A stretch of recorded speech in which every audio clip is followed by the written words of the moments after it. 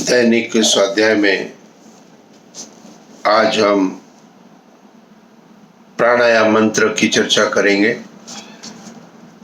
कल इंद्रिय स्पर्श मंत्र हमने कहा था, उससे पूर्व वाले पहले के वीडियो में आचमन मंत्र की व्याख्या की गई थी। तो आज प्राणायाम मंत्र है ओम भू ओम भुवः ओम स्वः ओम महः ओम जनः ओम तपः ओम सत्यम। अब यहाँ पर जब प्राणायाम से तात्पर्य क्या है? प्राणायाम से तात्पर्य है प्राणों का आयाम।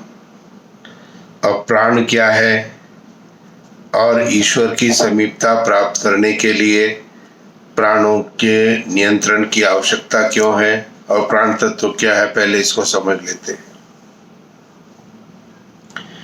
कहते हैं ना, किसी की मृत्यु हो जाए तो कहते हैं कि उसके प्राण निकल गए हैं।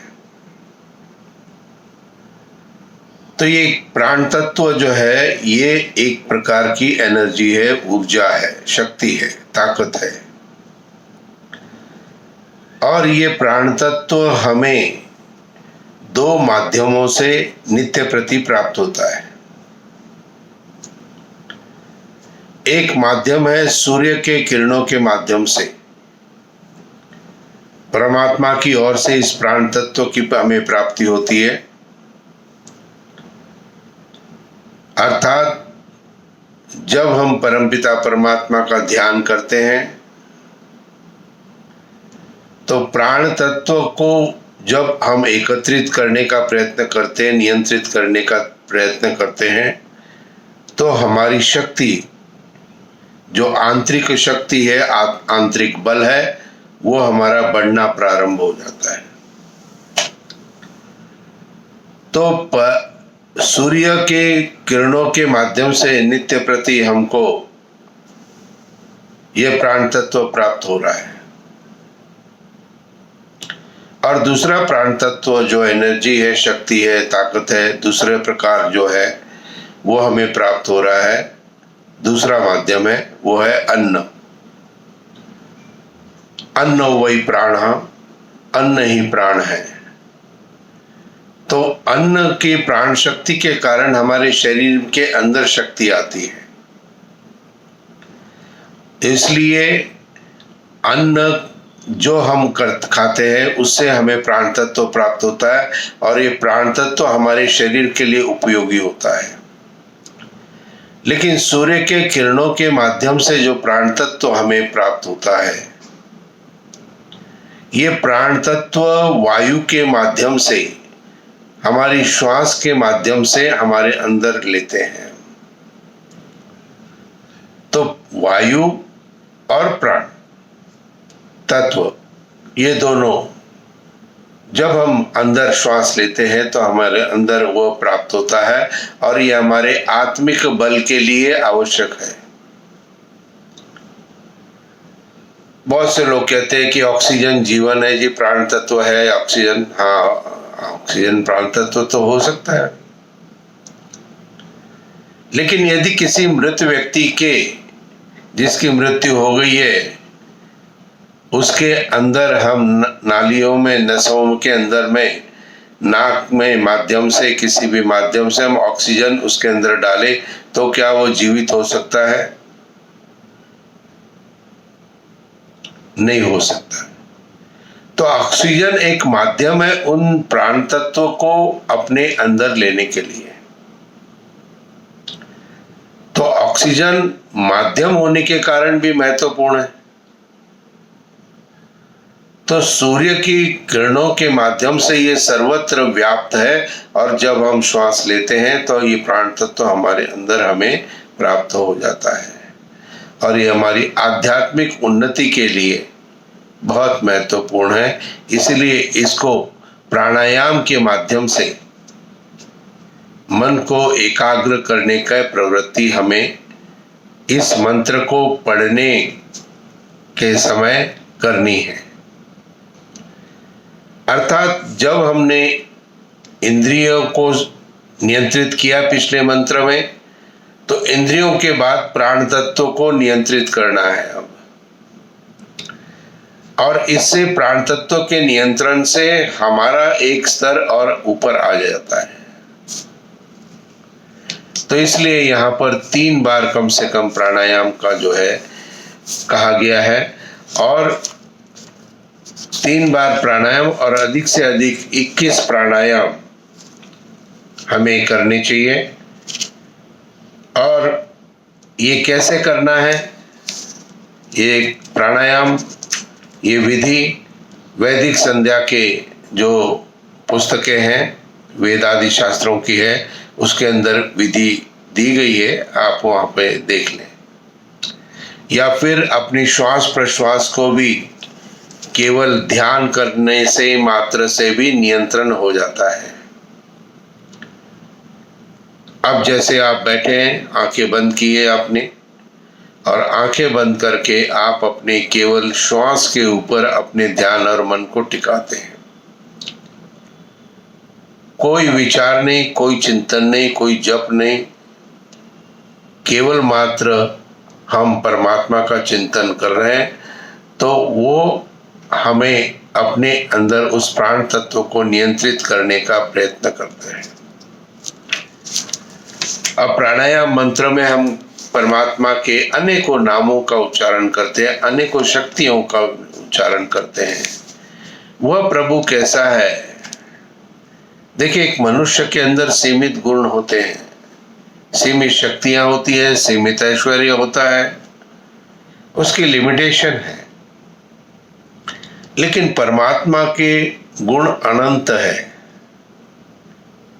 वहां कोई लिमिटेशन नहीं है। इसीलिए परमात्मा के उन चीजों को, उन नामों को परमात्मा के उन ध्यान करें जिससे हमें ईश्वर की समीपता का अनुभव होने की प्रक्रिया में हम प्राप्त होते जाए। तो मंत्र है ओम भू, ओम भुव, ओम स्वः, ओम महा, ओम जना, ओम तपः, ओम सत्यम। और जब हम उसको बोलते हैं तो उसको इस प्रकार से हम बोलेंगे, ओम भू, ओम भुव, ओम स्वः, ओम महा, ओम जना, ओम तपः, ओम सत्यम। अब इनके अर्थ को समझ लेते हैं। भू परमात्मा का नाम है जो सब जगत के जीवन का हेतु और प्राणों से भी प्रिय है, इसलिए उसको भू कहते हैं।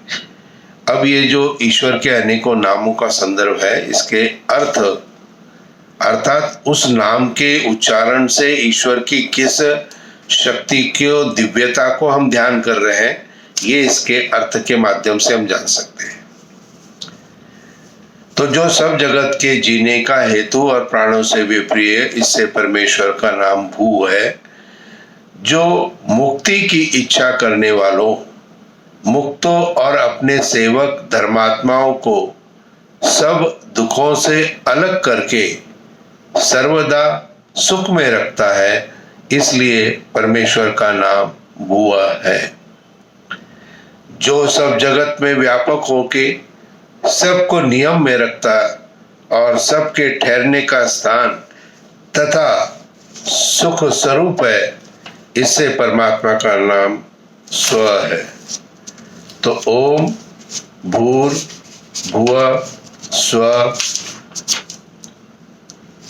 ये जो परमात्मा के नाम है, इसकी व्याख्या बताई गई है। अब इसके बाद है महा जना तपा सत्यम। महा परमात्मा का नाम महा है, अर्थात जो सबसे बड़ा और सबका पूज्य होने से परमेश्वर को महा कहते हैं। सब जगत का उत्पादक होने से परमेश्वर का नाम जना नाम है। दुष्टों को संतापकारी और ज्ञान स्वरूप होने से ईश्वर को तपा कहते हैं, और ईश्वर अविनाशी होने से परमात्मा का सत्य नाम है, और व्यापक होने से ब्रह्म नाम परमेश्वर का है। तो ये जो ईश्वर के नाम प्राणायाम मंत्र के अंतर्गत दिए गए हैं, जिसका अर्थ अभी मैंने पढ़ा, तो आप कैसे उसका ध्यान करेंगे? तो ध्यान करने की प्रक्रिया में आपको, जब आप बोलते ओम भू, तो भू जब बोलते हैं तो मन के अंदर संक्षिप्त रूप में जो सब जगत के जीवन का हेतु प्राणों से भी प्रिय है, ओम भू, जो सब जगत के जीवन का हेतु और प्राणों से भी प्रिय है, ओम भुआ, जो मुक्ति की इच्छा करने वालों, मुक्त और अपने सेवक धर्मात्माओं को सब दुखों से अलग करके सुख में रखता है। इस प्रकार से इस अर्थ को यहाँ जानने का केवल मात्र उद्देश्य एक ही है कि जब हम प्राणायाम मंत्र को पढ़ेंगे, तब उस समय जब हम बोलेंगे तो ओम भू बोलेंगे, ओम भुआ बोलेंगे, ओम स्वः बोलेंगे, लेकिन इसके बोलने के साथ ही उसका जो अर्थ है, उसका जो भाव है, वो हमारे अंदर स्थिर होना चाहिए। हमें जानना है। भू के साथ हम बोलते हैं कि जो परमात्मा जीवन का हेतु प्राणों से भी प्रिय है, तो जो प्राणों से भी प्रिय है और जीवन के लिए आवश्यक है भू, तो जब हम भू बोलेंगे तो इन दोनों चीजों को अपने अंतःकरण के अंदर विचार करना है। तो मंत्र पाठ केवल मात्र संध्या नहीं है, तद अनुसार उसका चिंतन मन के अंदर करते जाना है। इसलिए मंत्र पाठ वाणी से करेंगे, और मंत्र पाठ वाणी से करते हुए हम जो है उस मंत्र पाठ के साथ उसके अर्थ का भी, उस मंत्र के भाग का, शब्द का अर्थ क्या है, उसको भी अंदर जानने का प्रयत्न करेंगे। और ये श्रृंखला इसी उद्देश्य को पूर्ण करने के लिए, प्राप्ति के लिए, आपके लिए मैंने बनाई है। तो केवल मात्र मंत्र पाठ के साथ में पूर्णता नहीं होगी, उसके अर्थ का मन में चिंतन करते जाना। अब जैसे संध्या आदि है, इसको हमें किस प्रकार से प्रत्येक दिन करना चाहिए? ओम का जप है, गायत्री मंत्र है, ईश्वर स्तुति प्रार्थना उपासना के मंत्र है, ये सब हमें कैसे उच्चारण करने हैं, कितना हमारा बैलेंसिंग होना चाहिए, किस प्रकार से, ये आपको कल के वीडियो में मैं बताऊंगा। तो आज हम यहीं समाप्त करते हैं इसको। तो इंद्रिय स्पर्श मंत्र के बाद में प्राणायाम मंत्र जो है यहाँ पे समाप्त है। आप सबके लिए ईश्वर से प्रार्थना है, आपका स्वस्थ जीवन अच्छा हो। ओम शांति शांति शांति।